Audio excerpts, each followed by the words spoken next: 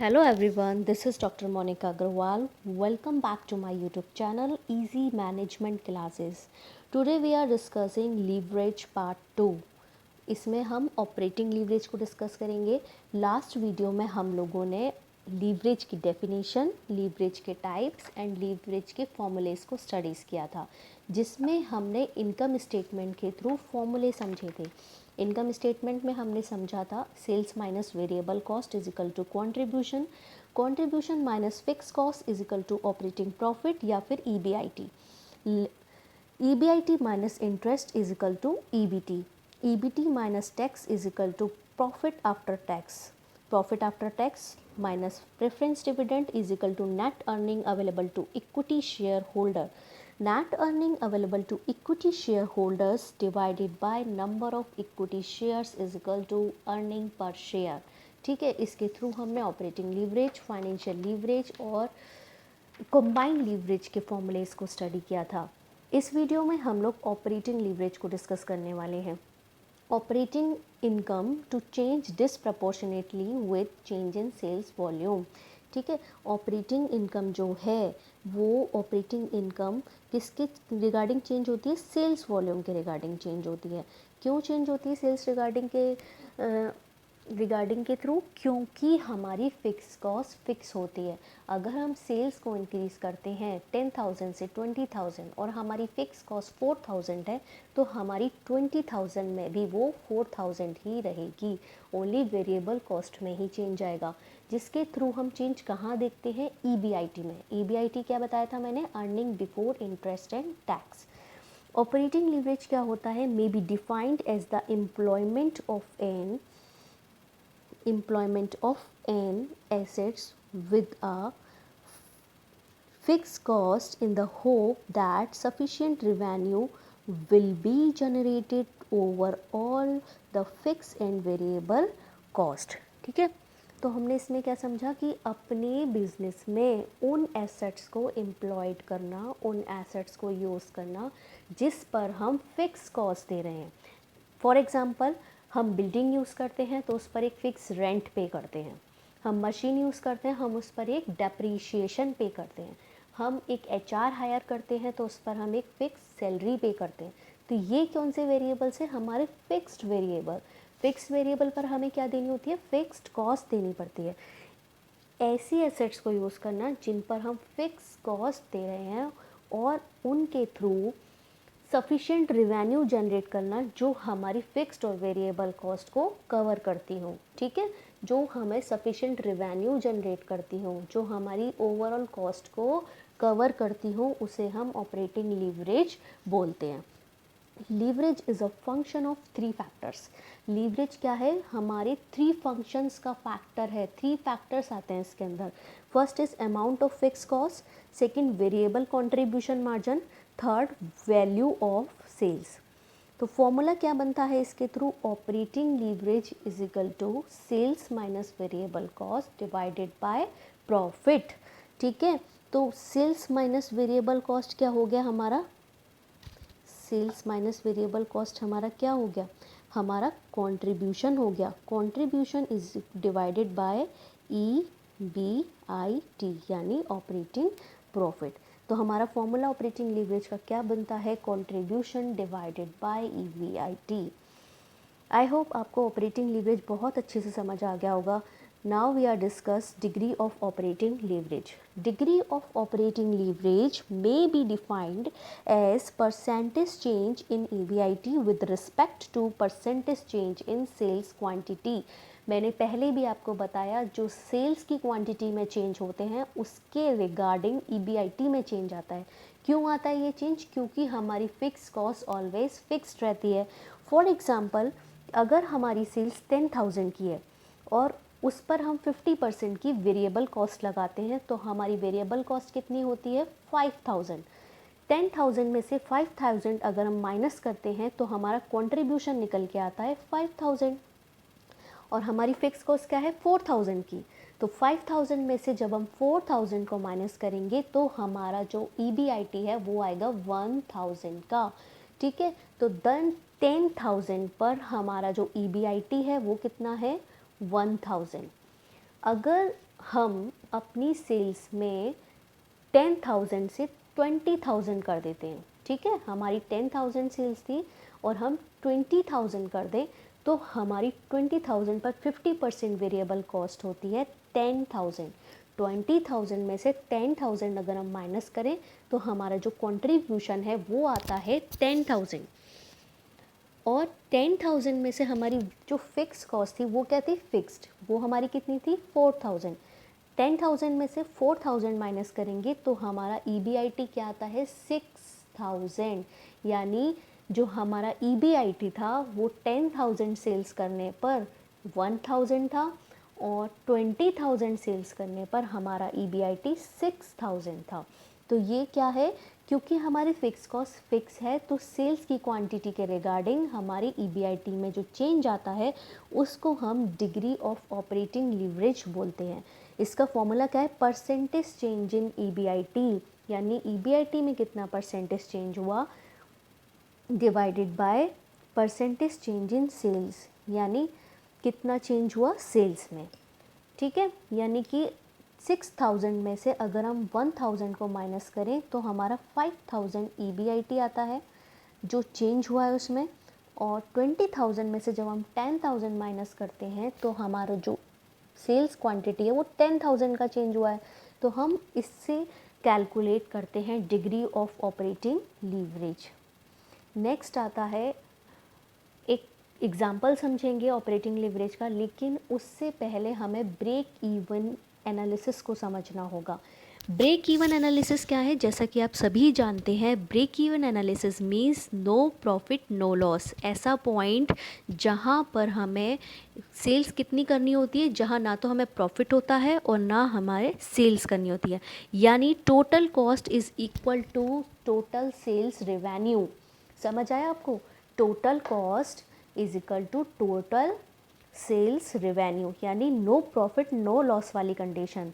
Break even analysis is generally use to study the cost volume profit analysis, ठीक है।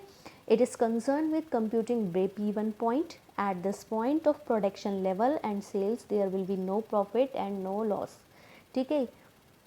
ये कौन सी condition होती है, जहाँ पर कोई प्रॉफिट नहीं होता और ना कोई लॉस होता है, क्योंकि टोटल कॉस्ट आपकी टोटल सेल्स रेवेन्यू के इज इक्वल होती है। Break even point in unit में जब हम कैलकुलेट करते हैं तो उसका फॉर्मूला होता है fix cost divided by contribution per unit, ठीक है। इसका फॉर्मूला क्या बताया मैंने, fix cost divided by contribution per unit.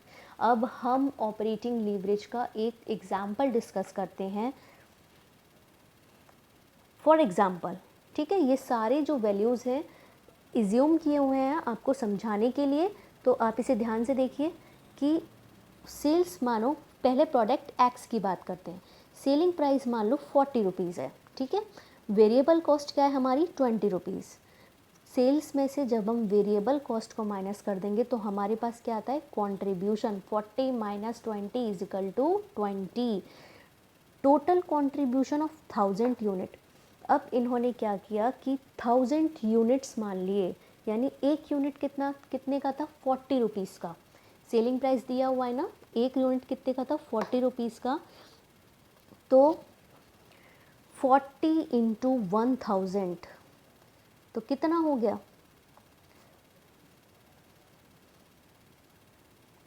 40,000, ठीक है। समझ आया आपको कि अगर हम यहाँ पर देखिए सेलिंग प्राइस हमारा कितना है 40, इसमें हम जब 10,000 है, सॉरी 1000 को इंटू करेंगे तो हमारा यहाँ पर आ जाएगा 40,000, ठीक है। 40,000 आ गया। अब 40,000 आ गया तो हमारी वेरिएबल कॉस्ट कितनी हो गई 20,000 की, क्योंकि हमें इसे 1000 से इंटू करना है, ओके। और जब हम 1000 से इंटू करेंगे तो हमारी वेरिएबल कॉस्ट 20,000 आ जाएगी। 20,000 माइनस करने पर हमारा कंट्रीब्यूशन आता है 20,000। चाहे तो आप ऐसे कर लीजिए, चाहे आप सेलिंग प्राइस से भी कर सकते हैं। 40 minus 20 is equal to 20। Total contribution जब आप 1000 यूनिट को इंटू कर देंगे तो आपका 20,000 आ गया। फिक्स कॉस्ट आपकी 15,000 की थी जो आपने माइनस की और आपका EBIT आया 5,000 का। अब आपने ब्रेक इवन पॉइंट निकाला। ब्रेक इवन पॉइंट का फॉर्मूला क्या था? Fix cost divided by contribution. ठीक है, fix cost divided by contribution करते हैं तो फिक्स कॉस्ट क्या है हमारी 15,000 की, जो आपको दे रखी है। कंट्रीब्यूशन कितना निकला आपका 20 का, तो आपकी यूनिट्स कितनी निकल के आई 750 यूनिट्स। ठीक है, अब आप लीवरेज कैलकुलेट करेंगे। लीवरेज का फॉर्मूला क्या है? Contribution divided by EBIT। Okay, तो कंट्रीब्यूशन हमारा कितना था? 20,000 का था। क्यों था कंट्रीब्यूशन 20,000 का? क्योंकि हमने 1000 यूनिट को उसमें मल्टीप्लाई कर दिया था। 20,000 EBIT हमारा कितना निकल के आया? EBIT हमारा 5,000 निकल के आया। 5,000 divided by 20,000 is equal to 4। ठीक है, अब हम समझते हैं प्रोडक्ट वाई को। अगर हमारी सेलिंग प्राइस क्या हो जाए? कम हो जाए। ठीक है, तो हमने सेलिंग प्राइस 40 से कितनी कर दी? 20 इंटू 1000 भी कर सकते हैं, या फिर आप डायरेक्ट ऐसे भी कैलकुलेट कर सकते हैं। ठीक है, तो 20 माइनस 12 कैसे आया? उन्होंने वेरिएबल कॉस्ट 12 मानी है। ओके, कंट्रीब्यूशन 8 आ गया। टोटल कंट्रीब्यूशन ऑफ 1000 यूनिट कितना आ गया? 8 को 1000 से मल्टीप्लाई कर दिया। फिक्स कॉस्ट हमारी क्या थी? 5000। जो दोनों फिक्स कॉस्ट हमारी क्या थी? 5000। ये इन्होंने अलग से दोबारा बताया है। और प्रॉफिट हमारा कितना आ गया? 3000। अब हमने वैसे ही ब्रेक इवन पॉइंट निकाला। ब्रेक इवन पॉइंट हमारा क्या था? Fix cost divided by contribution. Fix cost divided by contribution यानी 5000 divided by 8 is equal to 625 units. Then आपको लीवरेज निकालना है। लीवरेज का फॉर्मूला क्या बताया था मैंने? कंट्रीब्यूशन डिवाइडेड बाय EBIT, यानी 8000 हमारा कंट्रीब्यूशन है और हमारा जो EBIT है वो है 3000 का। तो दोनों को डिवाइड करने के बाद अगर 2.67। अब हम इसमें एक चीज़ और समझेंगे कि firm with high leverage higher break even point. ठीक है, और firm with low leverage low break even point. तो फर्म विद हाई लीवरेज यानी यहाँ पे लीवरेज, फर्म का लीवरेज क्या है 4, तो ब्रेक इवन पॉइंट भी कितना होगा? हाई होगा 750।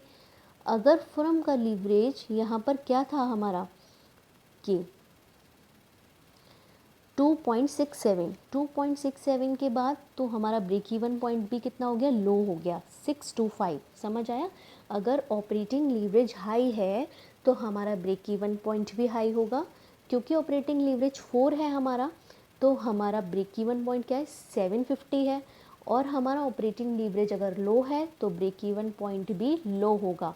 क्योंकि इसमें ब्रेक इवन पॉइंट 2.67 है तो हमारा ब्रेक इवन पॉइंट भी 625 यानी लो ही होगा।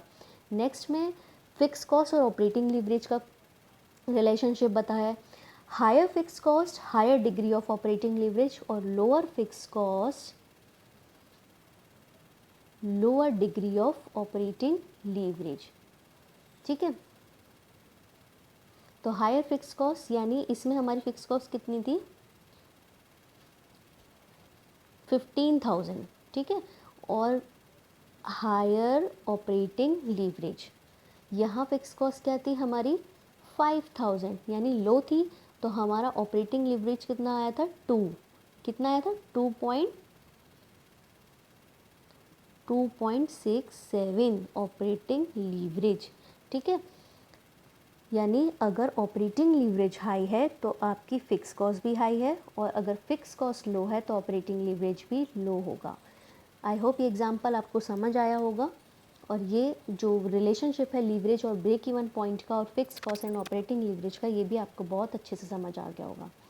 नेक्स्ट अब हम इस चार्ट को डिस्कस करते हैं। This is very important chart for understand the operating leverage. अब देखिए, अगर ऑपरेटिंग लीवरेज नेगेटिव है तो EBIT भी नेगेटिव होगा। क्यों होगा ऑपरेटिंग लीवरेज नेगेटिव? अगर हम ऑपरेटिंग इनकम हमारी ब्रेक इवन पॉइंट से ज़्यादा है, माना ब्रेक इवन पॉइंट था 10,000 का और हम ऑपरेटिंग इनकम कर रहे हैं 20,000 की, तो हमारा EBIT मैंने रॉन्ग बता दिया आप लोगों को, वेरी सॉरी। ऑपरेटिंग लीवरेज अगर नेगेटिव है तो हमारा EBIT भी क्या होगा, नेगेटिव होगा। समझ आया?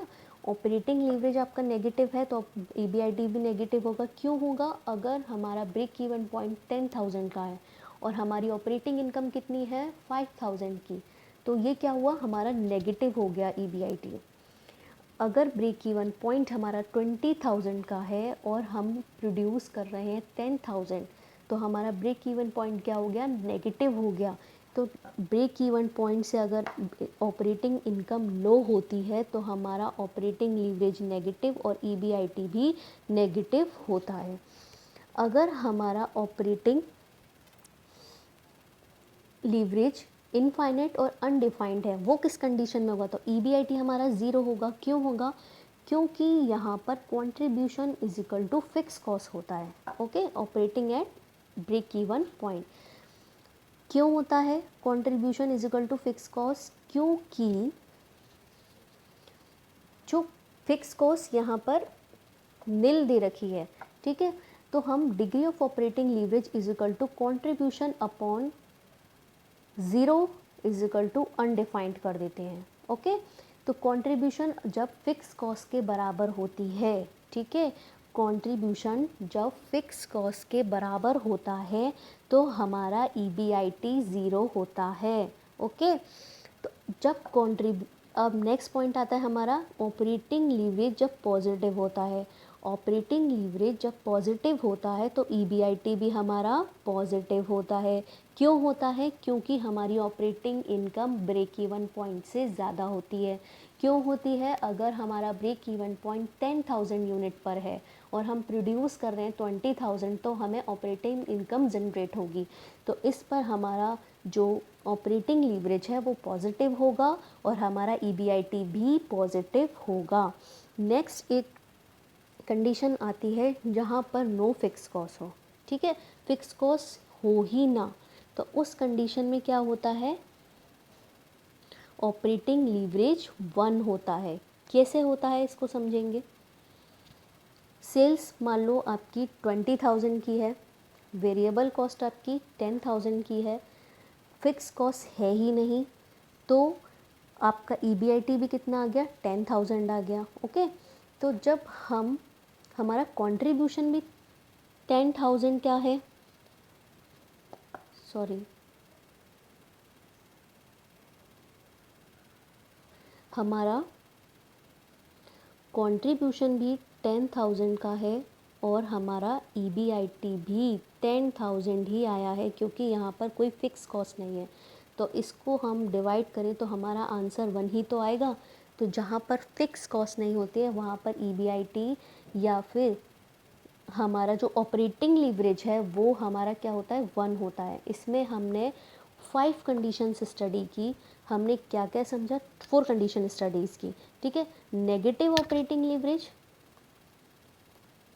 Negative operating leverage, negative EBIT, positive operating leverage, positive EBIT।